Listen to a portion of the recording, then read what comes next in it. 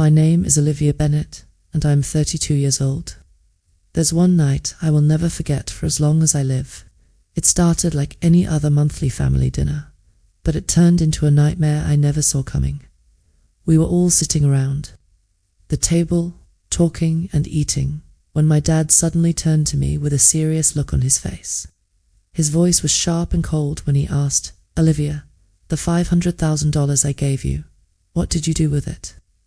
My entire body froze. $500,000. For a second, I thought I had misheard him. My heart started pounding so hard I could barely breathe. I looked at him, completely confused, unable to speak.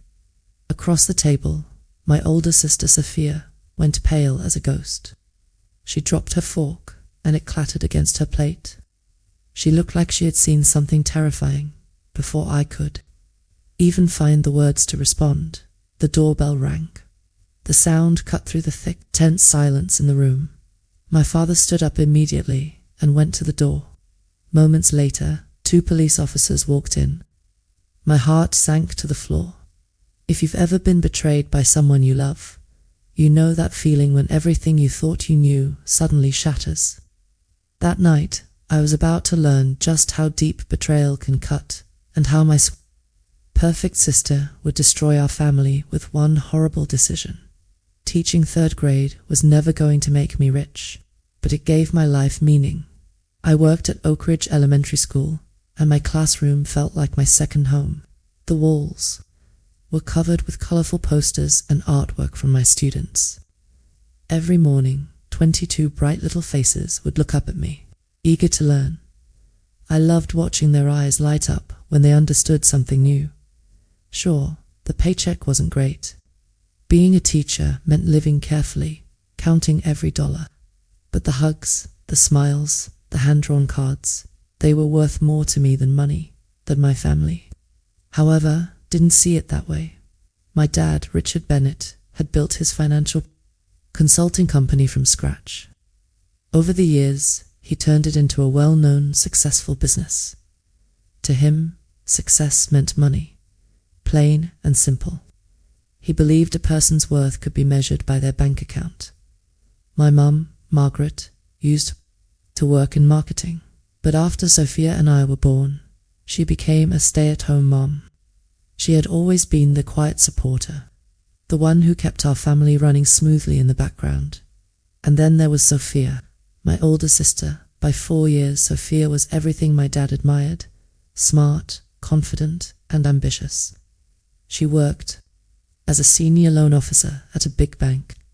She had the luxury car, the expensive clothes, and the perfect life, at least on the outside. Whenever she spoke, my dad would hang on her every word. They'd talk about investments, interest rates, and business trends like they were speaking a language I didn't understand. "You see, Olivia," my dad would say, smiling proudly at Sophia, "your sister knows how the world really works. She knows what matters." By what matters, he always meant money. My career as a teacher didn't impress him. In his eyes, it was just a hobby. Our monthly family dinners always felt the same. Most of the conversation revolved around Sophia's career and my dad's business. Eventually, someone would remember to ask about my job. I'd share stories about my students or a new project I was working on. They'd nod politely, smile for a second, and then go right back to talking about business deals and investments. It hurt, but I had learned to live with it. Thankfully, I had Hannah Carter, my best friend and fellow teacher. We started at Oak Ridge the same year and quickly became close. Hannah truly understood why teaching was so important. "Your dad may create wealth, Olivia," she'd say during our coffee meets, "but you're creating the future. You're shaping kids' lives. That's real power." Her words always lifted me up when my family's lack of appreciation got me down. While Sophia flaunted her success, I quietly worked toward my own dreams. For 3 years, I'd been saving for a down payment on a small condo. Nothing fancy, just a 1-bedroom place where I could finally live alone instead of sharing a cramped apartment with a roommate. I was careful with my money, planning every expense. According to my budget, I was only 6 months away from having enough for a down payment on a modest place in the Westbrook neighborhood. Every week, I met with my real estate advisor, Laura Wilson, who helped guide me through the overwhelming process of buying a home.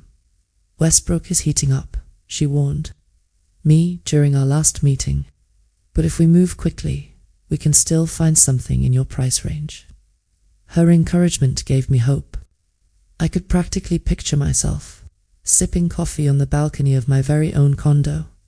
The differences between Sophia and me had been obvious since childhood.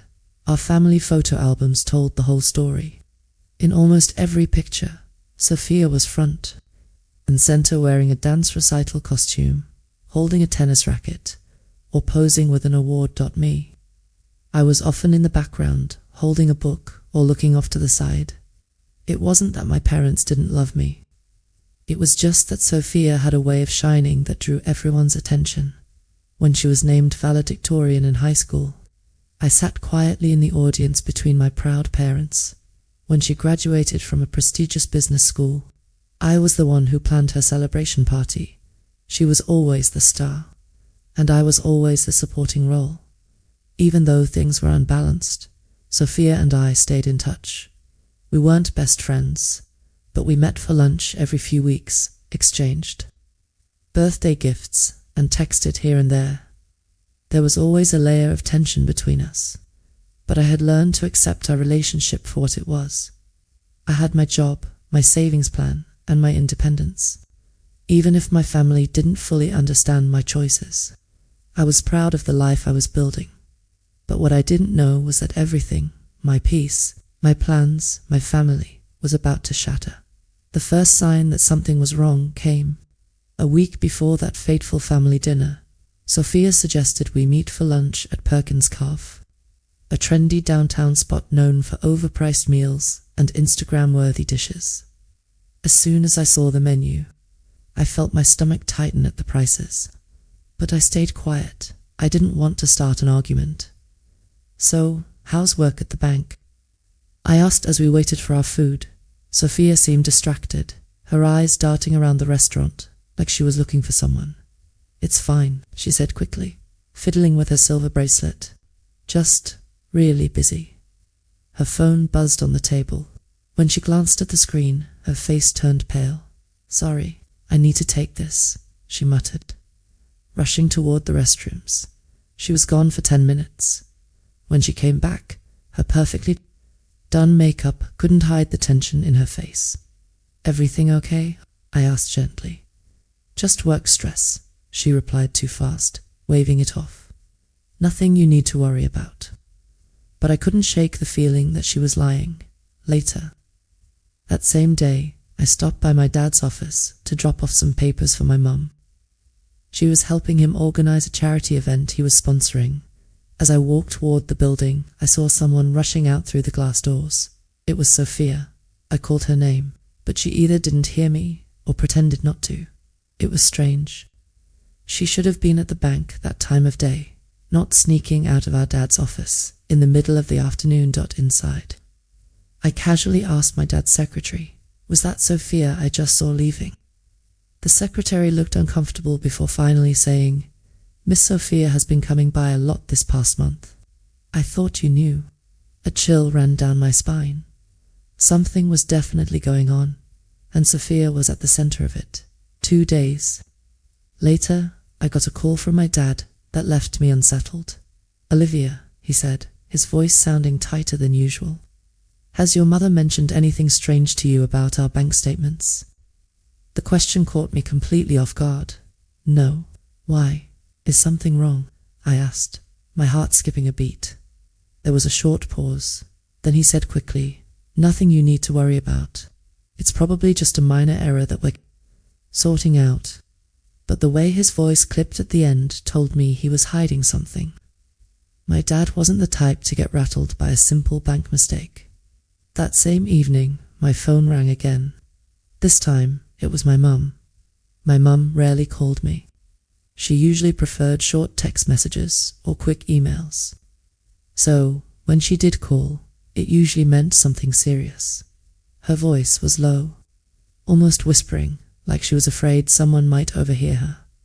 "Olivia, your father has been acting strange," she said. "Strange how?" I asked, feeling my stomach tighten. "He's been locking himself in his home office for hours, making call after call," she explained. "Whenever I ask him what's going on, he just says, 'It's business.' But I know him, Olivia. Something is definitely wrong. He hasn't been sleeping, and he's barely eating." Hearing the worry in her voice made me even more anxious. My dad was a strong man who handled stress better than anyone I knew. If something was bothering him this much, it had to be serious. The day before our scheduled family dinner, a strange message popped up in our family group chat. It was from Sophia. "Maybe we should postpone dinner tomorrow," she wrote. "Work is crazy right now." I stared at my phone in disbelief. Sophia never suggested cancelling our monthly dinners. She always made sure to be there, perfectly dressed and ready to impress Dad. Almost instantly, my dad replied. His message was short, but firm. "Dinner stands. Family comes first. Everyone needs to be there." That was unusual. Dad wasn't normally so strict about rescheduling. His tone sent a shiver through me. Something was building. That afternoon, I drove over to my parents' house to help Mum prepare food ahead of time. Cooking together was something we often did before these gatherings, and I hoped it would take my mind off my growing unease as I was chopping vegetables. In the kitchen, I heard raised voices coming from my dad's office down the hall. The door was slightly open. Curiosity got the better of me, and I quietly stepped closer. "You need to tell me the truth now," my dad's voice boomed, sharp and angry, "before things get worse." "I told you, I don't know what happened." It was Sophia's voice, trembling slightly. My heart pounded as I stood frozen by the door, barely breathing. $500,000 doesn't just disappear by mistake, Sophia. Dad roared. $500,000. I felt like the floor had dropped beneath me. "I need answers," Dad continued, his voice low and furious. "And I want them tomorrow, with everyone present." I backed away quietly, trying not to make a sound, and slipped back into the kitchen. My hands were shaking so badly I could hardly hold the knife. $500,000 was missing, and Sophia was somehow involved. That night, I couldn't stop thinking about what I had overheard. As soon as I got home, I opened my laptop and searched online for any news about my dad's company. At first, there was nothing alarming, but then I found a thread on a business forum where people were speculating about financial troubles at several consulting firms, including my dad's. One comment made my stomach twist. "Heard from an insider that Bennett Financial is having liquidity issues. Anyone know if it's true?" Liquidity issues basically meant the company might not have enough cash on hand, and it could explain why Dad was acting so stressed. But $500,000, that wasn't just a business hiccup, that was serious theft. Later that evening, I ran into Henry Cooper, one of my dad's longtime business partners, at the grocery store. "Henry." "Hi," I said, relieved to see a familiar face. He seemed startled when he saw me.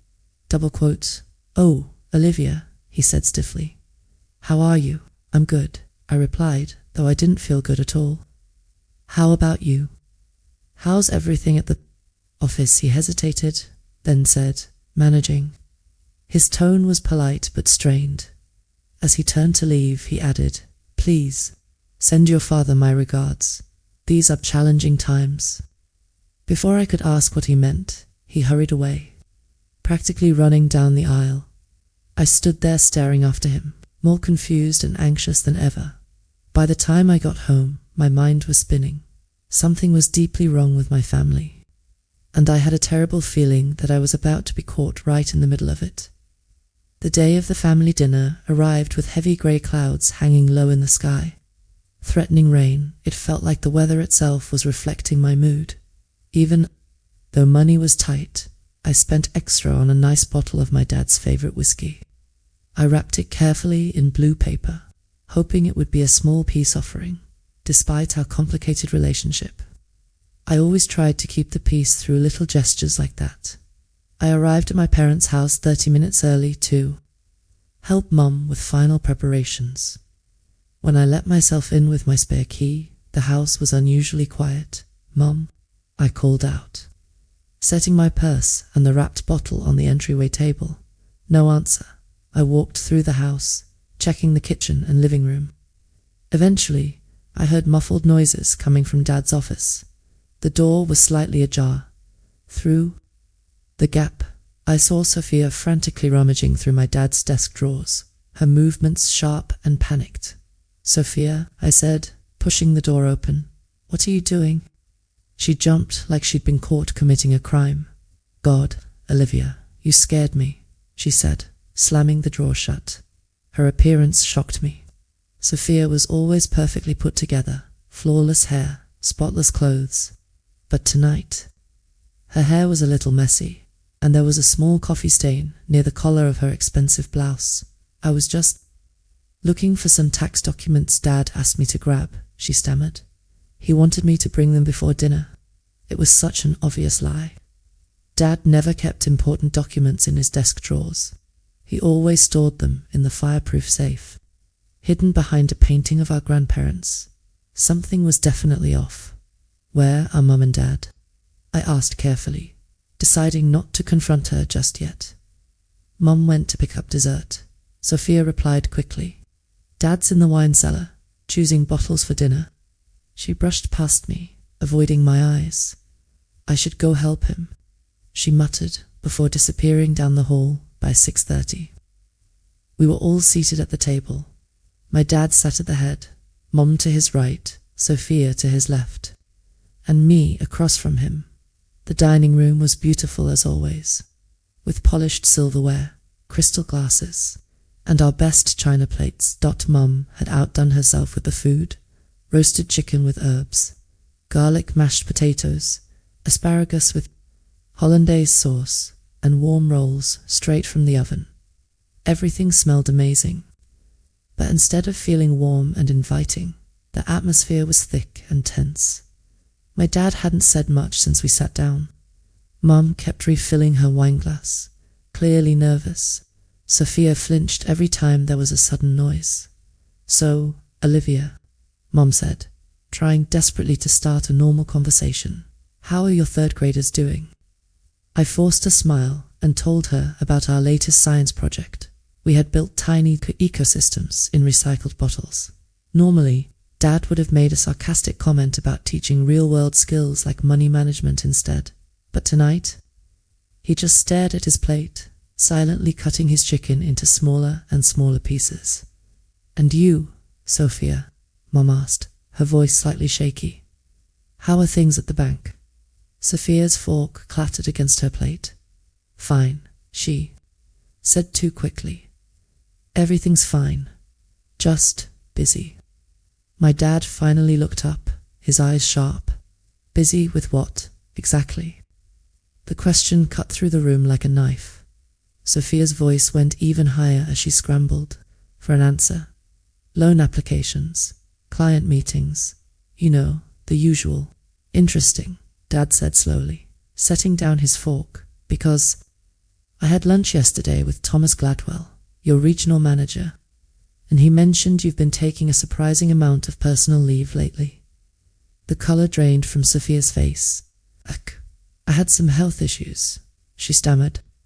"Nothing serious." My dad nodded slowly, his expression unreadable. Then, without warning, he turned his gaze to me. His eyes were intense, almost accusing. "Olivia," he said firmly, "the $500,000 I gave you, what did you do with it?" Words hit me like a physical blow. I froze, my breath caught in my throat. What?" I stammered. "The money," he repeated, his voice hard. $500,000, transferred into an account under your name 3 weeks ago. What did you do with it?" My mind went blank. "Dad, I have no idea what you're talking about," I said, my voice trembling. I never received any money from you. Across the table, Sophia had gone completely still, her face so pale it was almost grey. Mom looked back and forth between us, panic rising in her eyes. "Richard, there must be some mistake," she said softly. "Olivia would never." But Dad didn't let her finish. He stood abruptly and stormed to the sideboard, returning with a folder in his hands. When he slammed it down on the table, I jumped. Inside were bank statements and transfer documents. "No mistake," he said, his voice shaking with anger. "Here it is, in black and white. $500,000.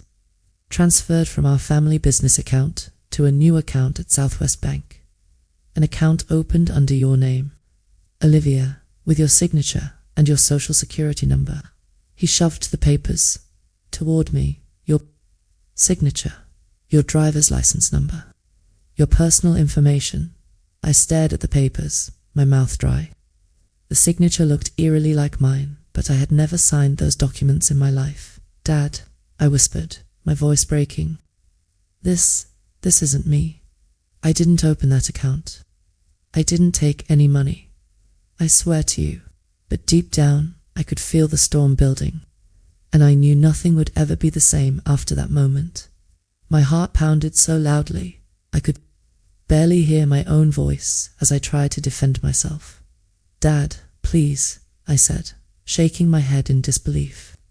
"I didn't open that account. I didn't take your money. I don't even know how to access $500,000. But my father's face was full of anger and betrayal. His hands were trembling as he pointed at the documents in front of me. "Then explain this," he demanded. "Explain how your information, your social security number, your driver's license, your signature, ended up on these forms. Explain why the bank cameras show someone who looks exactly like you opening the account." I felt like I'd been slapped. "What?" I gasped, double quotes. "Yes." My dad snapped, slamming his palm against the table. "We have security footage of someone who matches your description, Olivia. And within 48 hours of that account being opened, the money was wired to 4 different offshore accounts, for different countries." Across the table, Sophia's hands were shaking as she clutched her napkin. Her face was so pale, she looked ready to faint. Suddenly, she stood up abruptly. I need to use the restroom," she mumbled, her voice breaking. "Sit down." My father's voice boomed like thunder, freezing her in place. Sophia slowly sank back into her chair, her lips pressed tightly together, eyes wide with fear. Mom's voice trembled as she spoke, desperate to calm everyone down. "Richard, please. Let's just take a moment. We're all upset right now. Maybe there's a simple explanation." Dad turned to her, his face filled with pain and anger.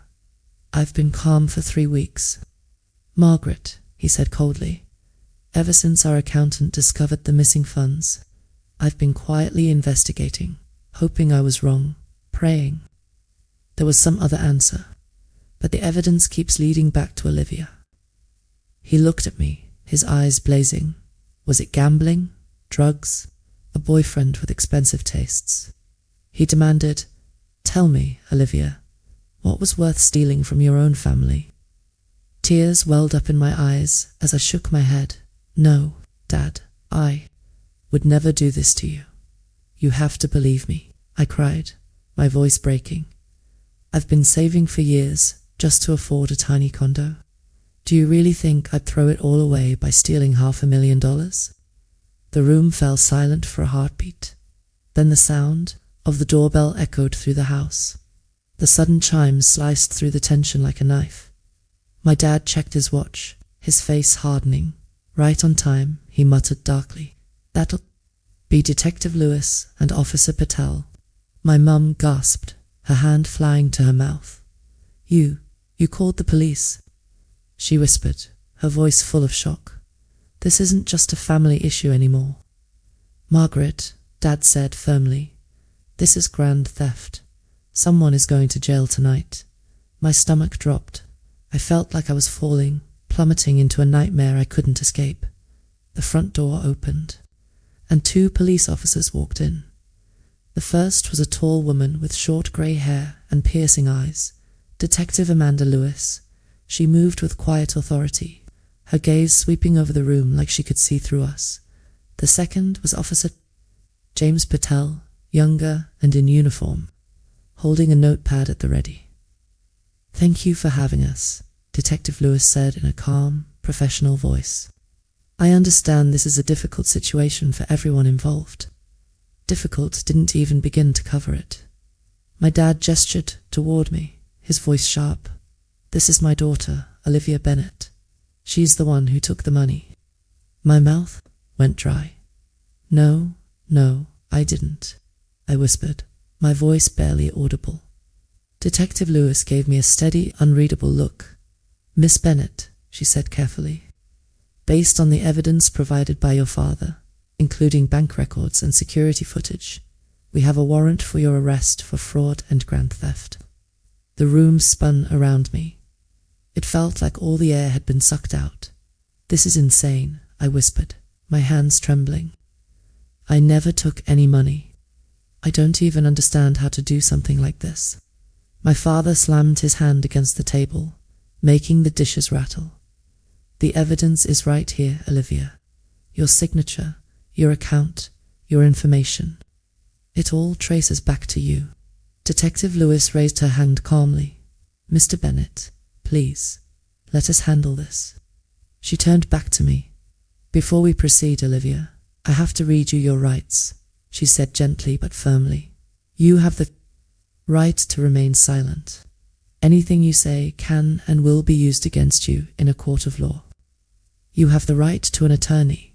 I could barely hear her over the sound of my own heartbeat thundering in my ears. Just as Detective Lewis finished speaking, something completely unexpected happened. My mum, who had been quietly weeping the entire time, suddenly sat up straighter. "Detective," she said in a shaky voice, "before you take my daughter anywhere, there's something you should know." Everyone turned to look at her in surprise. She reached into her purse with trembling hands and pulled out a slim envelope. "I hired a private investigator 3 days ago, when Richard first told me about his suspicions," she said. My dad's head snapped toward her. "You what?" he demanded. "I couldn't just stand by and do nothing," Mum said, her voice breaking. "I know Olivia. She would never steal from this family. So I asked someone to look into it independently." She handed the envelope to Detective Lewis, who opened it and carefully scanned the contents. As she read, her expression changed, subtle but noticeable. She glanced at Officer Patel, and they exchanged a look. "Mr. Bennett," she said, her voice now sharper, "did you provide us with all the security footage from Southwest Bank?" Dad frowned. "Of course I did. The footage showed someone who looks exactly like Olivia opening the account." Detective Lewis nodded slowly. "I see. That's what I thought." Then she turned her attention to Sophia Bennett. She said firmly, "I think it's time we asked you a few questions as well." Sophia's head jerked up, her eyes wide like a deer caught in headlights. "Me? Why?" she stammered, her voice trembling. The detective pulled a clear photograph from the envelope and laid it on the table. "This," she said, "is a clearer image from the bank's security system, one your father didn't have access to." The picture showed a woman with hair styled exactly like mine, wearing clothes similar to mine. For a moment, my breath caught. It did look like me, but as I stared, I realized the features were just slightly off. Detective Lewis continued, her tone firm. "The bank's facial recognition software confirmed this isn't Olivia at all." She turned to my sister. "It's you, Sophia. You wore a wig to look like your sister. You opened that account using her identity." The room went completely silent. My dad's face turned ashen as he grabbed the photo with trembling hands, staring at it like he couldn't believe what he was seeing. "No," he whispered. "No, that's not possible. Sophia wouldn't." But his voice trailed off as the truth began to sink in. Detective Lewis wasn't finished. The private investigator your mother hired uncovered even more information, she said, pulling out another document. Over the past year, Sophia has accumulated massive gambling debts at Riverside Casino, more than $300,000. On top of that, she has 3 maxed-out credit cards and 2 personal loans that are currently in default. I felt like the ground had been ripped out from under me. I turned to my sister, my voice breaking. "Sophia, is this true?" Sophia's composure completely shattered. She buried her face in her hands and began to sob uncontrollably. "I didn't mean for it to go this far," she cried. "It started small, just a few thousand to cover some debts. But then it grew, and the casino people were threatening me, and Ethan said he could help." "Ethan?" my mum asked sharply. "Who is Ethan?" Detective Lewis checked her notes. "Ethan Cole. He's known to law enforcement for multiple financial fraud cases. We've never had enough evidence to make charges stick." Sophia nodded miserably. "He said it would just be a small loan, just enough to get the casino off my back. But then he wanted more. When I couldn't pay, he came up with this plan." She looked at me, tears streaming down her face. "He said no one would get hurt, that the money would vanish into overseas accounts, and Dad's company would never trace it. He handled everything, the fake IDs, the forged signatures. I could barely breathe. My own sister had done this, and tried to frame me for it, and you decided to make it look like I stole the money." I asked, my voice hollow. Sophia couldn't even look at me. "Scott said we needed a backup plan," she whispered, "someone to take the blame if things went wrong. It had to be someone close to Dad, someone who wouldn't be suspected right away." She looked up at me briefly, her face twisted with guilt. "You were always the good one, Olivia. Honest, perfect, I thought. I thought even if suspicion fell on you at first, nobody would actually believe you did it." I just stared at her, stunned beyond words. Detective Lewis shook her head. "You were wrong, Sophia," she said firmly. "Very wrong." She turned to Officer Patel. "Read her rights." As Officer Patel began reciting the Miranda rights, Sophia wept, her sobs echoing through the silent room. My father sat back in his chair, looking like he'd aged 10 years in a single night. "My daughter," he whispered, his voice breaking. My Sophia. Detective Lewis's calm, professional voice cut through the thick silence. "Miss Sophia Bennett, you are under arrest for fraud, identity theft, and grand theft," she said firmly. "You have the right to remain silent. Anything you say can and will be used against you in a court of law. You have the right to an attorney. If you cannot afford one, the court will appoint one for you." As Officer Patel read Sophia her rights, she crumbled further into sobs, shaking her head like a terrified child. "No," she whimpered. "Please, it wasn't supposed to be like this. I didn't mean for it to go this far." Officer Patel gently but firmly pulled her to her feet and secured the handcuffs around her wrists. My mother gasped and covered her mouth with trembling hands, tears streaming down her face. My father sat frozen in his chair, staring blankly at the scene before him. The confident, powerful man I'd always known was gone, replaced by someone broken and stunned. Detective Lewis turned to me, her expression softening slightly. "Olivia, I owe you an apology," she said. "Based on this new evidence, you are no longer a suspect. You've been cleared completely." The words barely registered. Cleared. I should have felt relief, but all I felt was emptiness. My own sister had tried to ruin my life, and she had almost succeeded. My father's voice finally broke the silence, sounding hollow and lifeless. "What about the money?" he asked. "Can it be recovered?" Detective Lewis shook her head slightly.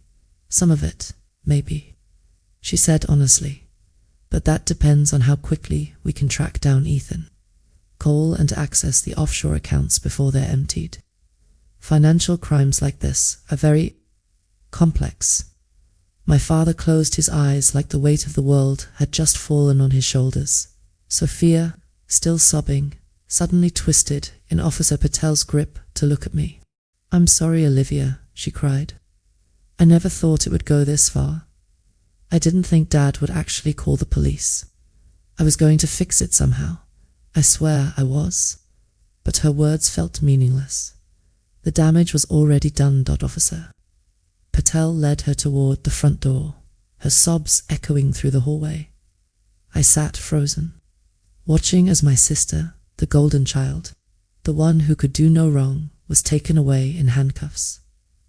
The next few days blurred together in a haze of shock and exhaustion. Detectives came and went, asking questions and gathering evidence. My family's name was plastered across the local news bank. Executive arrested for embezzlement from family business. Prominent local family rocked by $500,000 fraud scandal. Sister versus sister. Shocking betrayal unfolds in Bennett household, despite Detective Lewis publicly stating that I had been cleared. The damage was already done. Neighbors avoided me in the hallways of my apartment building. Parents of my students called the school, worried about their children being taught by someone involved in a criminal case. Even Hannah, my best friend, admitted that there was gossip among the teachers. "They know it wasn't you," she said one night over coffee, trying to comfort me. "But you know how people are. They love drama. It'll blow over eventually." I nodded, but deep down, I wasn't so sure. Meanwhile, the investigation into Sophia's actions revealed just how deep her deception went. She had been gambling heavily for nearly 2 years. It started innocently weekend trips to Riverside Casino with colleagues. At first, she won enough to keep playing. But as the losses piled up, she started going during the week, placing bigger and riskier bets. Soon, she was in deep debt, far more than she could ever repay. To cover it up, she took out multiple high-interest loans, using her position at the bank to hide the paper trail, when even that wasn't enough. She met Ethan Cole, the man Detective Lewis had mentioned. Ethan was charming, persuasive, and dangerous. He specialized in finding people like Sophia, desperate, with access to large sums of money. He promised her an easy solution, but his help came with strings attached.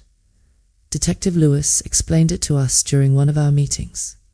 "Ethan Cole is a professional con artist," she said, her voice steady and calm. "He's been running scams like this across multiple states for years. His pattern is always the same.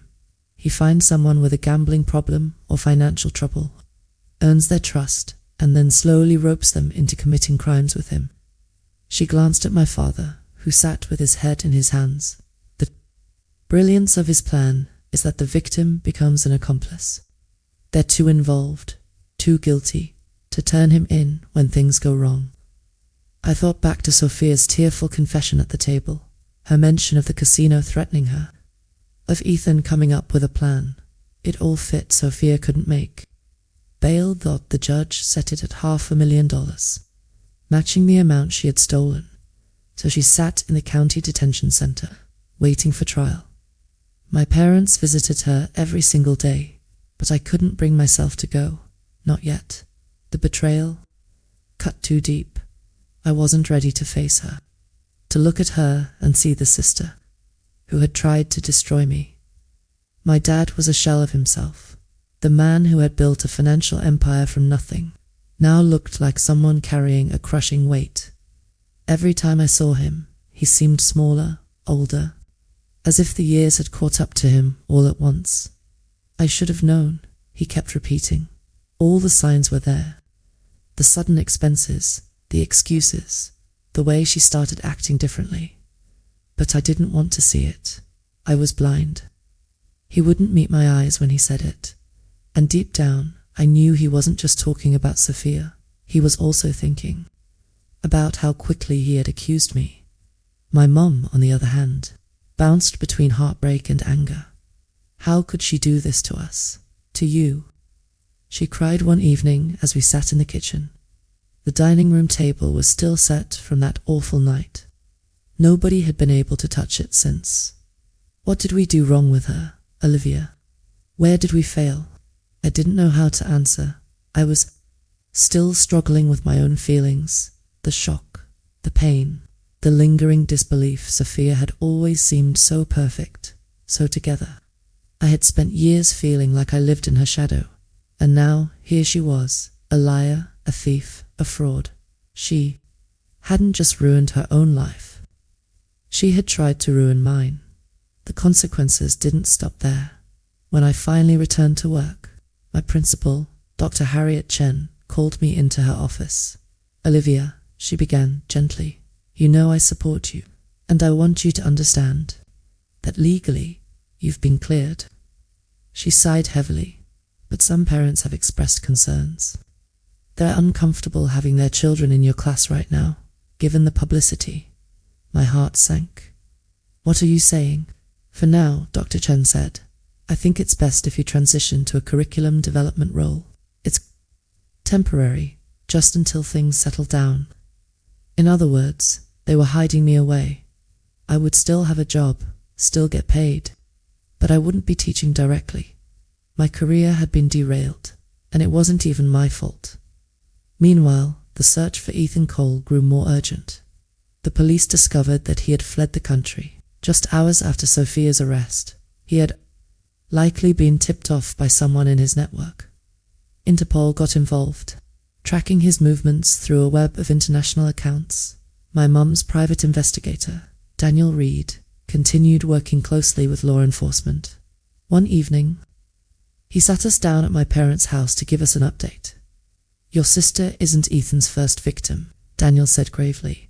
"We've identified at least 7 other cases in the last 5 years. It's always the same type of person. Someone who works in finance, someone who has access to large sums of money, and someone with a weakness he can exploit." He glanced at me with sympathy. "Unfortunately, Sophia fit his pattern perfectly." "Will they catch him?" my mum asked, clutching a tissue tightly. Daniel hesitated. "It's possible," he admitted. "But men like Ethan are slippery. They have fake identities, escape plans, hidden cash reserves. Even the best forensic accountants can struggle to track them." A few days later, I received something unexpected in the mail. It was a plain envelope, with no return address, but the handwriting on the front made my heart stop. It was Sophia's, with trembling hands. I opened it. Inside was a 5-page handwritten letter. As I read, tears filled my eyes. Sophia detailed everything, how it all began with casual gambling, how the thrill of winning had hooked her, and how quickly things spiraled out of control. She described meeting Ethan at the casino bar after a particularly devastating loss.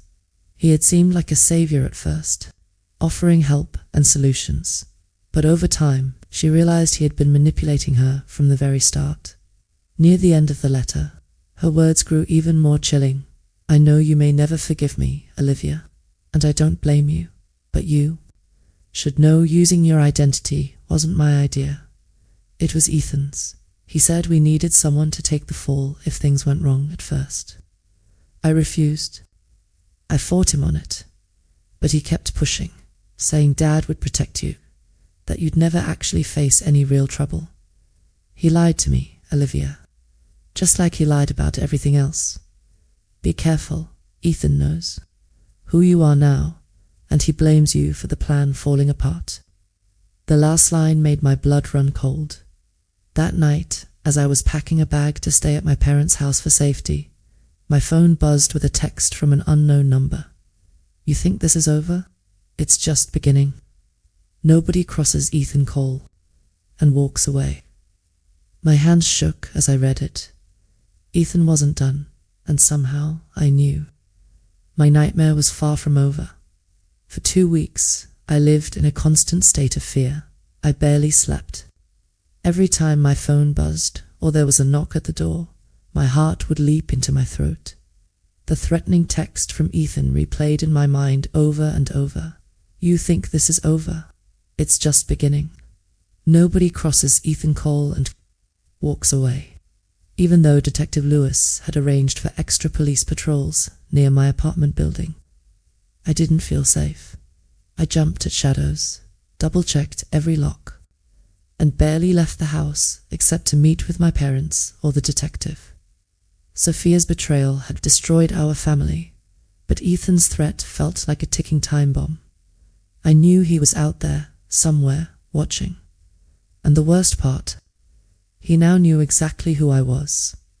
One night, as I sat at my friend Hannah's kitchen table, the fear boiled over into anger. "I can't keep living like this," I said, my voice shaking as I wrapped my hands around a mug of untouched coffee. Hannah leaned forward, concern etched on her face. "Olivia, you've been through so much. You need to focus on healing. Let the police handle Ethan." I shook my head fiercely. "No, they're doing their best, but they're slow.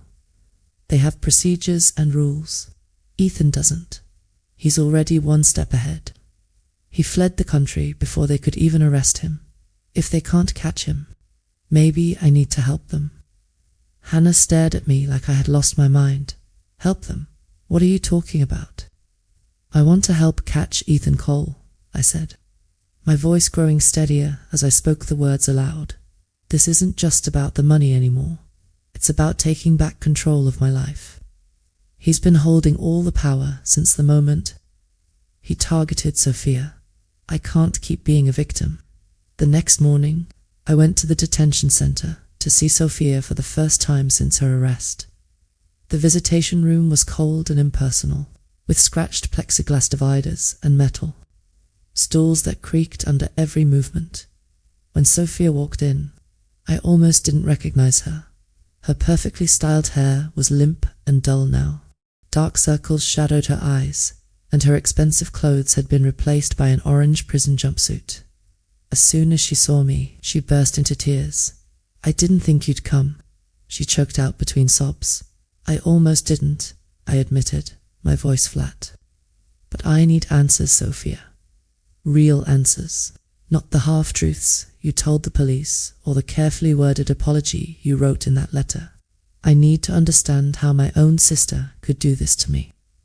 For the next hour, she poured out everything. She told me how the gambling started as harmless fun weekend trips to the casino with co-workers. At first, she even won some money, which made her feel unstoppable. But soon the wins turned into losses, bigger losses than she could handle. So, she started betting more, convinced she could win it back when she couldn't.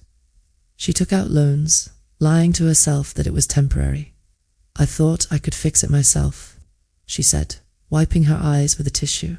"I didn't want Dad to know I had failed. You know how he is, how he always saw me as the successful one. I couldn't stand to disappoint him." Then she met Ethan Cole.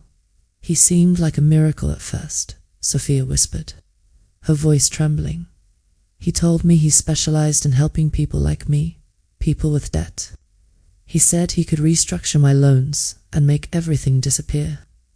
At first, he was kind, charming, and patient.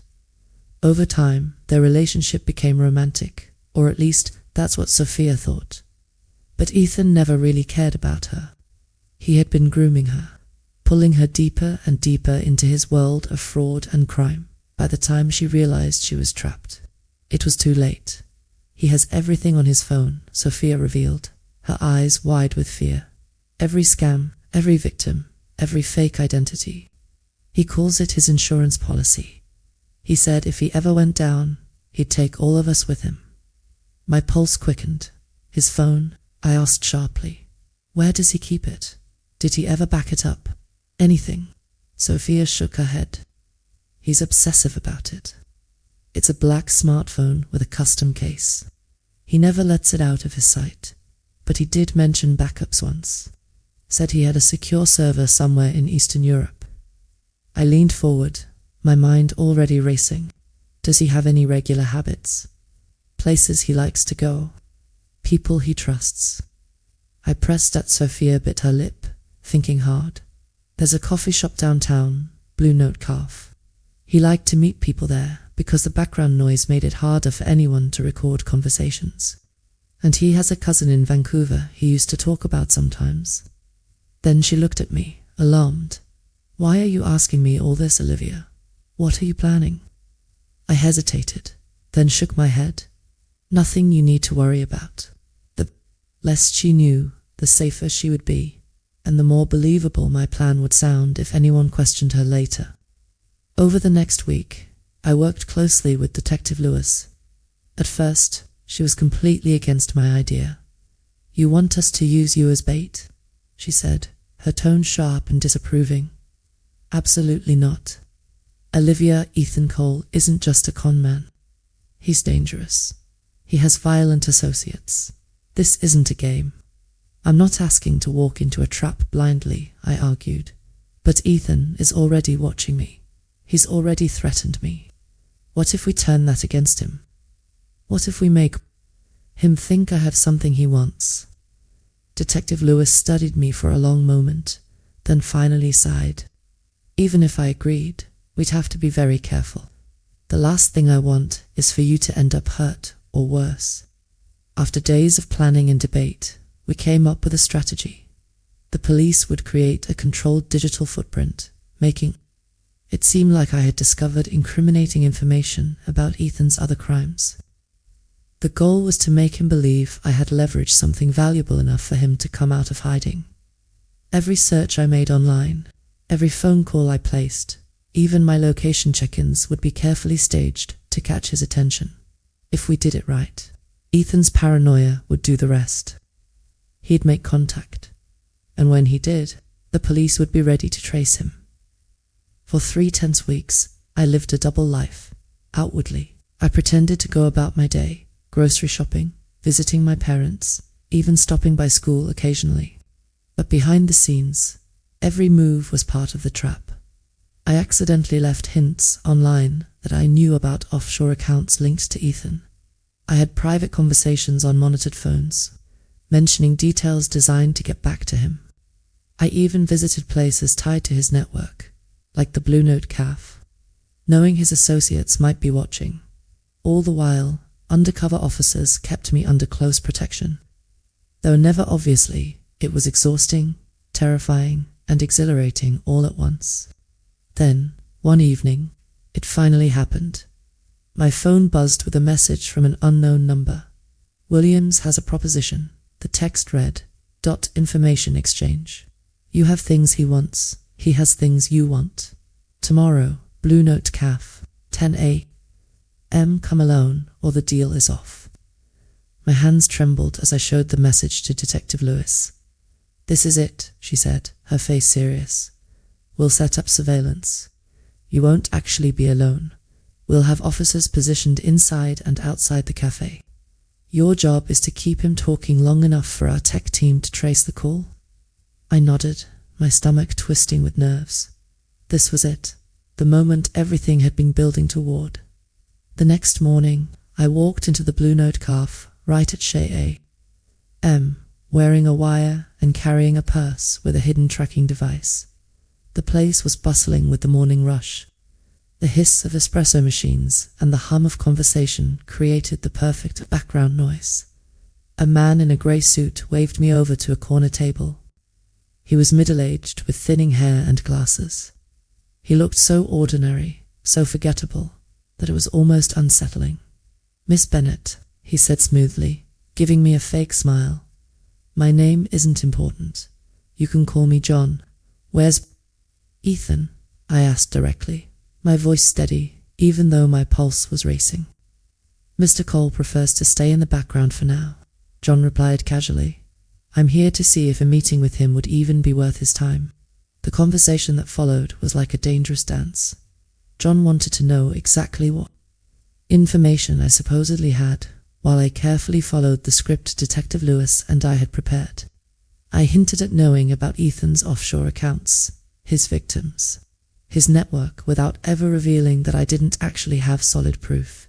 He dangled promises in return: help with Sophia's legal troubles, even partial forgiveness of the stolen money. I stayed calm, never giving too much, always letting him think he was in control. After 20 tense minutes, he finally nodded. "I'll pass your message along to Mr. Cole.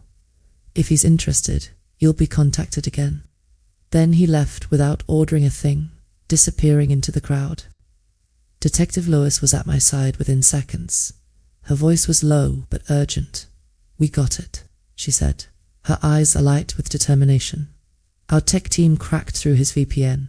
We have a location, Vancouver, just like Sophia said." 2 days later, Ethan Cole was in custody. Canadian authorities raided his cousin's luxury apartment and arrested him without incident. His phone and laptop were seized, full of evidence of his schemes across multiple states and countries. Most importantly, that evidence allowed them to trace a huge portion of the stolen money. $500,000 was finally coming home. For the first time in weeks, I felt like I could breathe again. But I also knew my family's journey was far from over. When news of Ethan Cole's arrest reached us, my entire family reacted in different ways. For my dad, it was a mixture of relief and shame. He had been consumed by guilt ever since Sophia's arrest. Guilt over failing to see what was happening, and guilt over accusing me so quickly. When Detective Lewis called to confirm that Ethan was in custody, Dad didn't speak right away. He just sat in his chair, his hands covering his face. Finally, his voice came out low and cracked. "Olivia," he said, looking at me with tears in his eyes. "Detective Lewis told me everything you did to help catch that man. How you put yourself at risk to stop him." I swallowed hard, unsure what to say. I just did what I had to," I replied softly. He shook his head slowly. "No, Olivia, you did far more than that. You showed a strength I didn't see before. I doubted you, and I was wrong. It was the closest thing to an apology I had ever heard from my father. And somehow, despite everything, it meant the world to me." Sophia's legal team quickly arranged a deal. With Ethan's arrest and the evidence found on his devices, prosecutors finally had proof of the larger network he was running. Sophia agreed to fully cooperate, providing testimony about how Ethan operated, the people he worked with, and the steps he took to manipulate her. Her cooperation was crucial, not just for Ethan's conviction, but for bringing down several of his associates as well. In return, the prosecution promised to consider her cooperation during sentencing. When the day of Sophia's sentencing finally came, the courtroom was packed with reporters, lawyers, and curious onlookers. My parents sat on either side of me, their hands tightly clasped together. Sophia stood before the judge, looking so small and fragile in her prison uniform. The judge acknowledged her cooperation, but also emphasized the severity of her crimes. "Miss Bennett," he said sternly, "your actions caused significant harm, not just financially, but emotionally, to your family and community. However, given your willingness to assist in bringing down a dangerous criminal network, I am sentencing you to 3 years in prison, with eligibility for parole after 18 months. My mum broke down in tears beside me, while Dad sat stone-faced, staring straight ahead. I felt a swirl of emotions. Part of me was relieved. She wasn't getting a harsher sentence. Another part still ached with betrayal and anger. Even with everything laid bare, it was hard to reconcile the sister I'd grown up with and the woman. Standing in front of that judge, the following weeks were a strange mix of healing and rebuilding. Ethan's arrest allowed the authorities to trace most of the stolen money. Some of it was tied up in complicated international accounts, but a large portion was eventually recovered. My dad was able to stabilize his company, though the scandal had left lasting scars on his reputation. At home, we were all trying to figure out how to live with this new reality. My mom visited Sophia every week, sitting with her in the sterile prison visiting room, determined not to abandon her daughter despite everything. She needs someone to believe she can still change. Mum told me one night, "She made terrible mistakes, yes, but she's still my child." Dad visited too, though less frequently. His visits were quiet and brief, filled with more silence than words. I couldn't bring myself to visit right away. It took me over a month before I finally walked into that visiting room. Sophia's face lit up with surprise and relief when she saw me. "Olivia," she whispered, tears filling her eyes. "You came." I sat down across from her, my heart heavy. "I wasn't sure if I could," I admitted, "but I think I need to try." For a while, we just sat there in silence. Then Sophia began to talk, really talk. She admitted to everything, the lies, the fear, the shame. "I was always so focused on appearances," she said, her voice breaking, "on being perfect in Dad's eyes, on living up to everyone's expectations. When things started falling apart, I didn't know how to ask for help, and when Ethan came along, I let him manipulate me because it was easier than facing the truth." Her honesty didn't erase the pain, but it was a start. Meanwhile, my relationship with my parents was shifting in ways I hadn't expected. My dad, humbled by the entire ordeal, started to really see me for the first time. He began asking about my work at the school and actually listening to my answers. He even came to one of my open house nights, sitting quietly at the back of the classroom while I talked to parents about teaching methods and student progress. Afterward, he hugged me awkwardly and said, "I'm proud of you, Olivia. Truly proud." It was the first time I had ever heard those words from him. My mom, who had always played a background role in our family, found her voice too. She had been the one who hired Daniel Reed, the private investigator who first uncovered Sophia's involvement. She had been the one to stand up to Dad when no one else could. When everything fell apart, she told me one evening, I realized I couldn't just be silent anymore. "I spent too many years being defined by your father's success and your sister's achievements, but now I've found my own strength." I hugged her tightly, grateful for the unexpected courage she had shown when we needed it most. The community reaction was slower to change. Even though Detective Lewis cleared my name publicly, rumors lingered. Some people still whispered behind my back, wondering if maybe I had been involved in some way.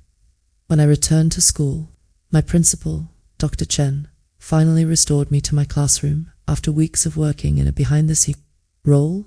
Walking back into that familiar room filled with bright colors and eager faces felt like coming home, but things weren't exactly the same.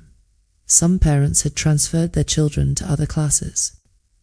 Uncomfortable with the scandal, others approached me with awkward kindness, offering sympathy without really understanding. Still, being back with my students gave me purpose again. They didn't care about gossip or money. They just wanted to learn, and I wanted to teach. My father surprised everyone when he handed me a check one evening. "This is for your condo," he said gruffly, clearly uncomfortable with the gesture. "Consider it an investment in your future, and maybe a small repayment for what you endured because of us." I stared at the check, stunned. "Dad, you don't have to."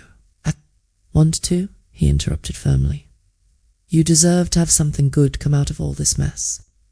His words warmed a place in my heart I hadn't realized was still cold. 6 months after Ethan's arrest, I stood in the empty living room of my new condo, tears streaming down my face. It wasn't big or fancy, but it was mine. The sunlight streamed through the windows, casting warm, golden light across the hardwood floors. My furniture was mostly second-hand pieces Hannah had helped me refinish on weekends, but I loved every single item. It felt like a symbol of survival, of starting. Overdot therapy had become a cornerstone of my healing.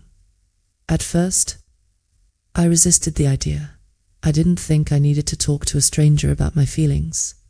But when I met Dr. Natalie Brooks, something shifted.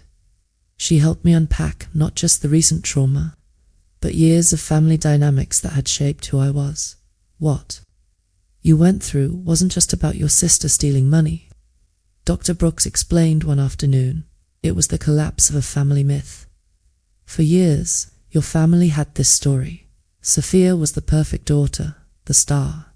You were the ordinary one, overlooked but steady. When that myth shattered, it forced everyone, including you, to confront the truth. Her words resonated deeply. One rainy afternoon, a small package arrived at my door. Inside was a silver keychain shaped like a tiny house, along with a handwritten note from my dad, for new beginnings and doors that open to better places. I'm sorry it took me so long to see your value. Love, Dad. I clutched the keychain, tears blurring my vision. It was such a simple thing, but it meant more to me than any apology ever could. Slowly, piece by piece, my family was rebuilding. The perfect image we'd once projected to the world was gone forever. And strangely, that felt like a relief. We were no longer living in the shadow of lies. Instead, we were learning how to be real with one another. The road ahead was still difficult, but for the first time in a long time, it felt like we had a chance at something genuine. Time has a strange way of healing wounds, slowly, unevenly, and never quite the way you expect. The months after, Sophia's sentencing were some of the hardest of my life. Even though Ethan was gone and the immediate danger had passed, the scars he left behind were deep. Our family dinners were quieter now, the absence of Sophia's laughter like a missing note in a familiar song. But slowly, through awkward conversations and painful honesty, we began piecing ourselves back together. For a while, I avoided visiting Sophia in prison. I told myself I was too busy, or that it wasn't safe, or that she didn't deserve my time. But deep down, I knew the real reason. I was still so angry that she had chosen me as her scapegoat, angry that she had let Ethan manipulate her, angry that she had broken the trust we had built over a lifetime. It wasn't just betrayal, it was grief. Had lost the sister I thought I knew. It was my mum who gently nudged me toward reconciliation. One Sunday afternoon, as we sat in her sunlit kitchen sipping tea, she reached across the table and took my hand. "Olivia," she said softly, "I know you're hurt. I know Sophia hurt you more deeply than anyone else ever could, but she's paying for what she did, and she's trying, really trying, to change." I stared at my tea, swirling the spoon slowly. Trying doesn't erase what she did. No, it doesn't, Mum agreed, squeezing my hand. But forgiveness isn't about erasing the past. It's about giving both of you a chance to move forward. Her words lingered in my mind for days. Finally, one cold, grey morning, I decided to visit Sophia. The prison visiting room was as stark and unwelcoming as ever. Harsh, fluorescent lights, scratchy chairs, and the constant hum of security cameras. When Sophia walked in, she looked different than she had months ago. Her posture was straighter, her eyes clearer, and though she still wore the orange jumpsuit, there was a quiet strength about her. She froze when she saw me. "Olivia," she whispered, tears immediately welling up. I swallowed hard. "Hi." For a long moment, we just stared at each other, neither of us knowing how to begin. Finally, Sophia broke the silence. "I didn't think you'd come back." I took a deep breath. "I almost didn't, but I'm tired of carrying all this anger around. It's exhausting." Sophia nodded, tears streaming down her cheeks. "I don't blame you for hating me," she said, her voice breaking. "If I were you, I'd hate me too." "I don't hate you," I said quietly. "I hate what you did, but you're still my sister." The words seemed to crack something open between us. For the next hour, we talked, really talked, for the first time in years. Sophia told me about the therapy groups she'd joined in prison, about how she was finally facing her gambling addiction and learning to understand her own choices. "I used to think I was just unlucky," she admitted, twisting her hands nervously. "But the truth is, I was running from my own feelings. Gambling gave me an escape, and then Ethan came along, and he gave me something even more dangerous: the illusion of control. I let him convince me that I could fix everything if I just followed his lead. I listened quietly, my heart aching. When she finally looked up, her eyes were filled with remorse. "Olivia, I am so sorry for all of it. For framing you, for lying, for dragging you into this mess. You didn't deserve any of it." Tears blurred my vision. "I know," I whispered, "and I'm not saying it's easy, or that everything's magically okay now, but I believe you're trying to change. That matters." Sophia reached through the opening in the plexiglass barrier, her fingers brushing mine. "Thank you," she said softly. "That means more than I can ever say." Back in the outside world, I was finding my own form of healing. Returning to teaching full-time was a blessing, even though not everything went smoothly at first. Some parents still looked at me with thinly veiled suspicion, but my students didn't care about the gossip to them. I was just Ms. Bennett, the teacher, who loved books and made up silly voices when reading stories aloud. They grounded me in a way nothing else could. And as the weeks passed, I began to notice something surprising. The scandal, painful as it had been, was giving me a unique way to connect with my students. One afternoon, during a lesson about trust and honesty, one of my students, a quiet, shy boy named Liam, raised his hand and asked, "Miss Bennett, what do you do if someone you love lies to you?" The question hit me like a punch to the chest. I paused, choosing my words carefully. "Well, Liam," I said gently, "sometimes people lie because they're scared or because they've made mistakes they don't know how to fix. It doesn't mean what they did is okay, but it also doesn't mean you have to carry that hurt forever. You can choose to forgive them when you're ready." Liam nodded thoughtfully, and I realized I wasn't just teaching him. I was reminding myself of the same lesson. Outside of school, I decided to take things a step further. I began volunteering at a local support group for families affected by addiction and financial crime. At first, I just listened, quietly taking in the stories of others. But over time, I started to share my own experience carefully, without names or identifying details. To my surprise, people connected deeply with my story.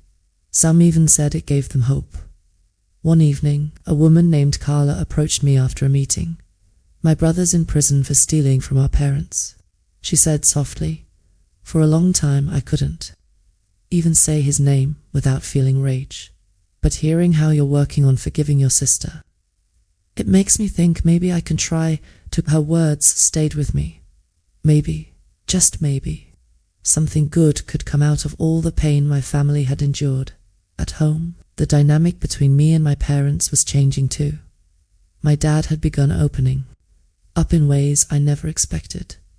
He started joining me for Sunday morning walks, and during those walks, we'd really talk about life, work, and even feelings.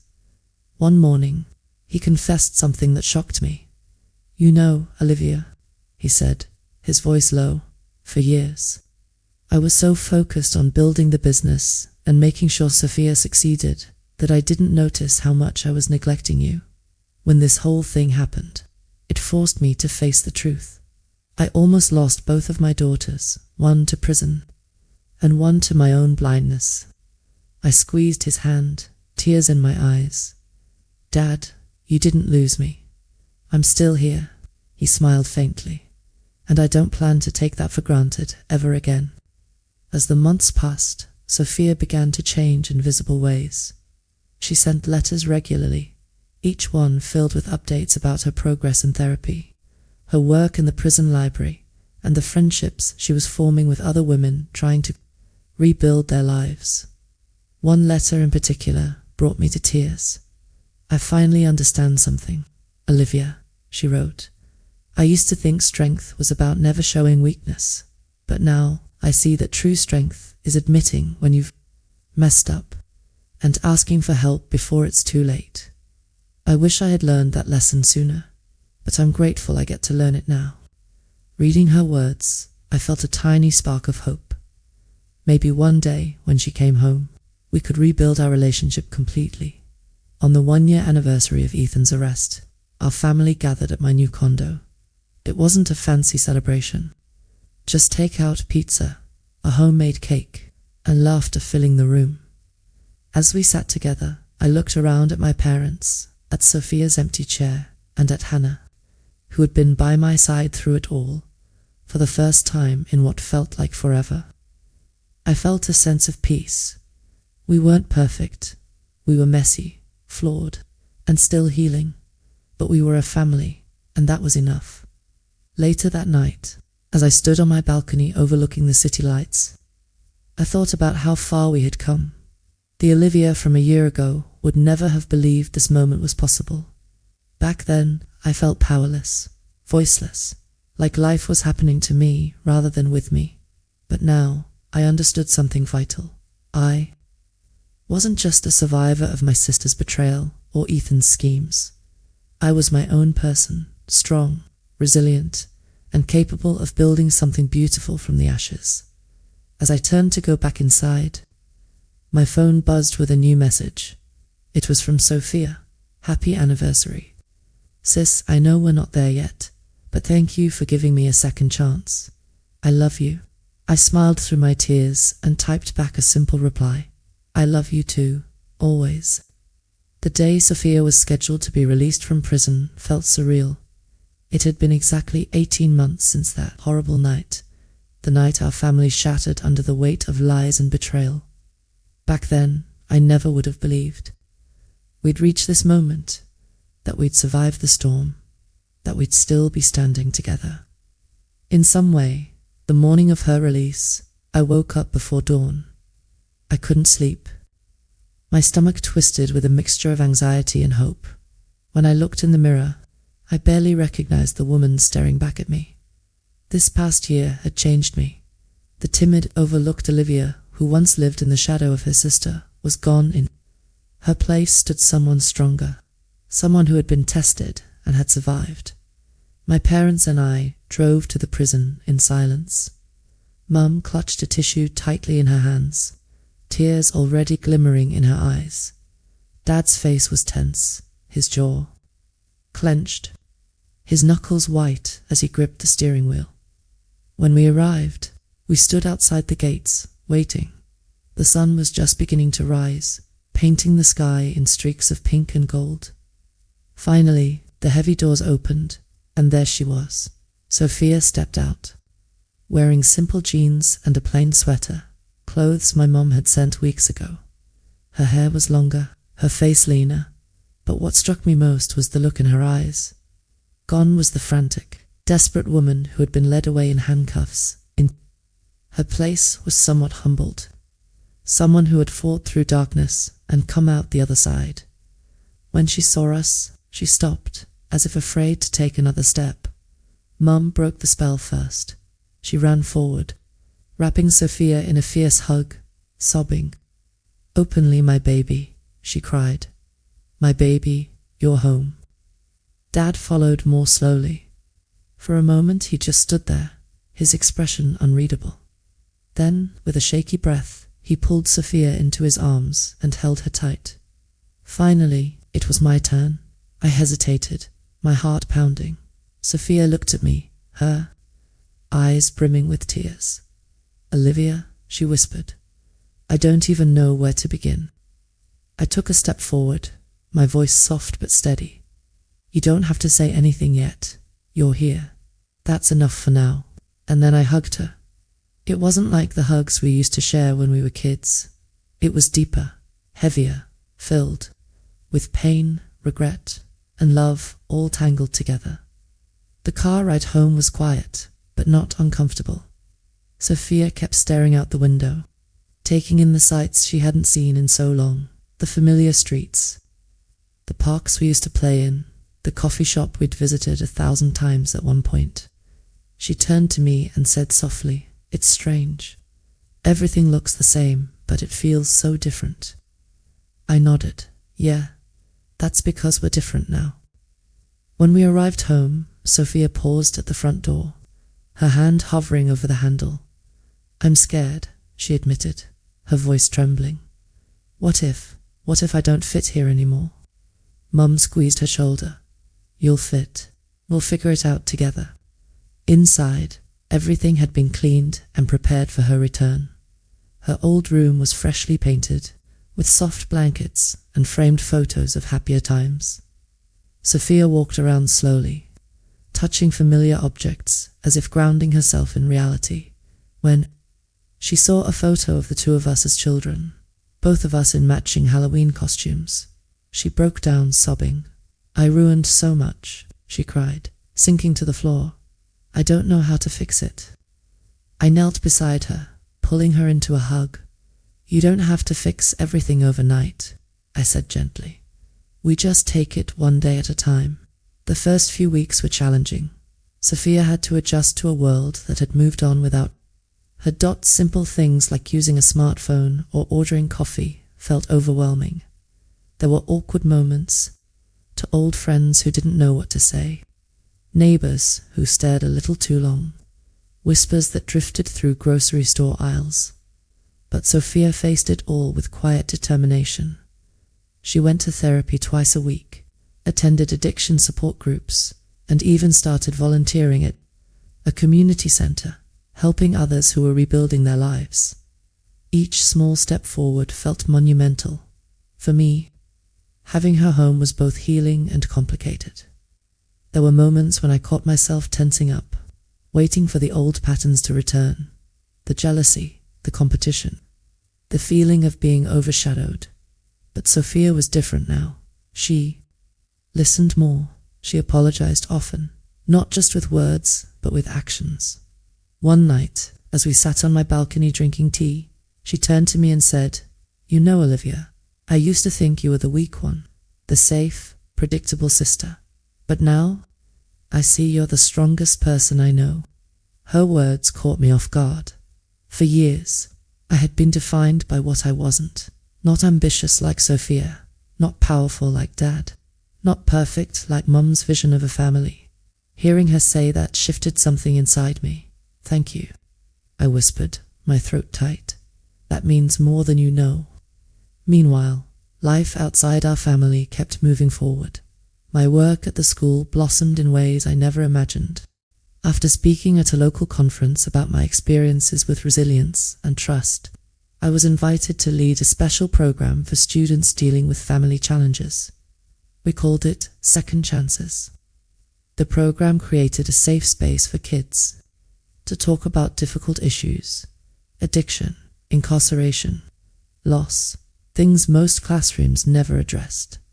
Watching those children open up and support each other felt like watching tiny miracles unfold every day. It gave purpose to my pain, turning my family's tragedy into something that could help others heal. 6 months after Sophia's release, our family took a big step forward. We hosted a small gathering at my condo, just a few close friends and family. It wasn't about celebrating what had happened, but about acknowledging how far we'd come as we sat around the table. Sharing food and laughter, I looked at Sophia and felt a wave of gratitude. She wasn't perfect, none of us were, but she was trying, and that was enough. During dessert, Dad raised his glass for a toast. 2 second chances, he said, his voice thick with emotion, to the strength of family and to never giving up on each other, no matter how hard things get. We clinked our glasses, tears glistening in our eyes. Later that night, after everyone had gone home, Sophia stayed behind to help me clean up as we washed dishes side by side. She turned to me with a serious expression. Olivia, she said, quietly, there's something I need to tell you. I know I can never fully make up for what I did, but I want you to know that every decision I make from now on will be about rebuilding trust with you. I looked at her, my heart full. That's all I've ever wanted, Sophia. For us to be real with each other. No lies, no masks. She smiled. Through her tears, no masks, she agreed. Before she left, Sophia hugged me tightly. You saved me, she whispered. You didn't give up on me, even when I didn't deserve it. I'll spend the rest of my life proving that you were right. To believe in me. I hugged her back, holding her as if to keep the moment safe forever. "We saved each other," I said softly, as I stood on my balcony after she left. The city lights stretching out before me, I reflected on the journey we'd all taken. We had faced betrayal, danger, and heartbreak. We had lost so much trust, innocence, the illusion of perfection, but we had also gained something far more precious: truth, strength, and a love that was real. Messy and unbreakable. Life would never be perfect again. But maybe that was okay, because perfection had been a lie all along, and in its place, we had built something better, a family that was honest, flawed, and deeply connected. As the cool night breeze brushed my face, I closed my eyes and whispered a promise to myself: no more living in the shadows, no more fear. From now on, we live in the light. And for the first time in years, I truly believed it.